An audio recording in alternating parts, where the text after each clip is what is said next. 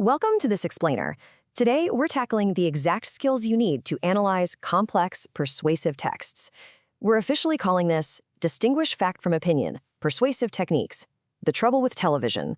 But instead of just talking about television, we're actually going to crack the code on how to rigorously evaluate literally any argument you encounter without getting distracted by the content itself. So here is our roadmap for today. We'll start with fact, opinion, and claims, move right into reasons and evidence, learn a really handy persuasion analysis routine, try out some school media choice practice, hit a quick knowledge self-check, and then finish up with a recap and transfer prompt. All right, let's jump straight into section 1, fact, opinion, and claims. At the most basic level, we have facts and opinions. A verifiable fact relies on objective reality, meaning it's a statement you can definitively prove to be true or false. An opinion, on the other hand, is simply a personal belief or preference. Knowing the difference between these two is your very first superpower when it comes to critiquing whether someone is actually giving you the truth. Now, a claim goes a major step further than just a simple opinion. A claim is an arguable statement taking a specific position on a substantive topic. It isn't just a casual preference, it's a firm, distinct stance that you actually have to step up and defend with real proof. Let's clear up a massive misconception right now. A lot of people just assume that an opinion and a claim are the exact same thing, but here's the reality check. While an opinion can just be a feeling without any proof, like saying your favorite movie genre is sci-fi, a valid claim fundamentally requires the heavy lifting of arguable reasons and evidence to actually back it up. Which brings us nicely to section 2, reasons and evidence. To properly evaluate any argument, you absolutely must identify both the reason and the evidence. The reason is the logical connection explaining exactly why the claim is valid. It's the core why of the whole thing. The evidence consists of the specific, verifiable facts, data, or details used as hard proof to support that reason. You really need both of these working together for an argument to actually be sound and persuasive. Let's put this into a process in Section 3, Persuasion Analysis Routine. Here is our super reliable 3-step method for analyzing texts. Step 1, clearly label the claim and the intended audience. Step 2, rigorously inspect the evidence, double-checking if it's relevant and actually sufficient. And Step 3, identify rhetorical appeals like ethos, pathos, or logos.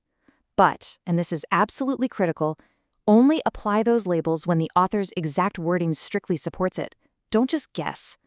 Let's see this in action with Section 4, School Media Choice Practice. Okay, let's break down a pro-tablet argument by explicitly labeling its components. The claim here is that schools should transition to digital tablets for all textbooks. The verifiable evidence is a recent tech study showing tablets can hold over 1,000 books and reduce backpack weight by 80%. The reasoning then logically connects them. Lighter backpacks protect student health, and vast storage improves access to information. See how the architecture of the argument actually fits together? Now, as objective analysts, we have to impartially apply the exact same labels to the opposing view. The claim is that schools must retain physical print books in classrooms. The evidence is educational research showing that reading on screens increases eye strain by 40% compared to paper. And the reasoning connects the two. Physical books protect students' physical well-being while they learn. Notice how we're rigorously inspecting the evidence and structure, completely without taking a side ourselves. Let's see how you're doing with Section 5, Knowledge Self-Checks. Here's your first question. Listen carefully to this statement. Digital tablets are just cooler than old, dusty books. Is this a verifiable fact, an arguable claim, or a simple opinion? Take a quick second to decide which of our 3 foundational terms it represents.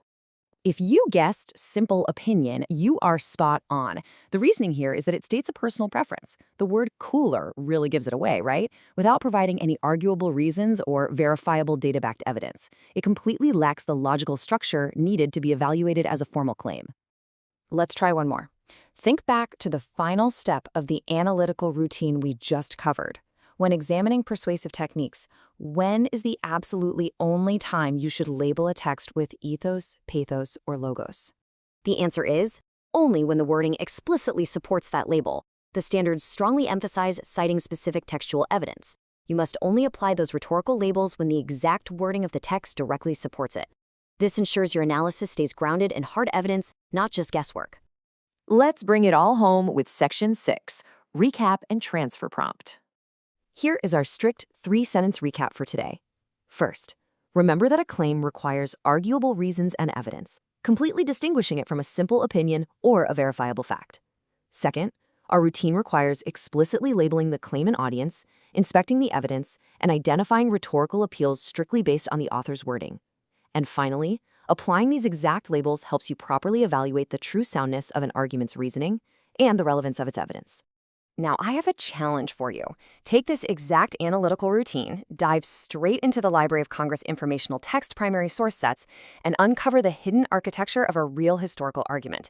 Access a historic newspaper editorial or a persuasive broadside, and explicitly label the author's claim, their intended audience, and their evidence. If you completely strip away the raw emotion from history's greatest arguments, how many of them actually survive the test of hard evidence?